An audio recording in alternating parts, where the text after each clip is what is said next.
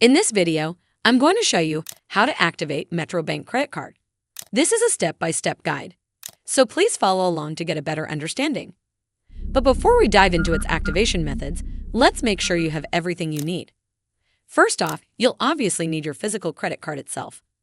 Additionally, you might also need some personal identification details for verification, like your social security number, date of birth, or your bank account details. Step 1. You'll need to head over to this webpage. And once you're on this page, you need to scroll down to this section. Over here, you'll find an activation phone number.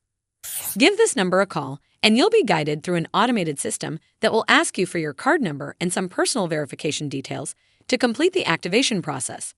In some cases, you might be connected to a customer service representative if the automated system can't complete the activation. Well, that's how you activate your Metro Bank credit card. I hope you found this video helpful. And if you did, make sure you give this video a super thanks by clicking on the heart icon to help support the channel, and don't forget to hit the subscribe button. We'll see you in the next one.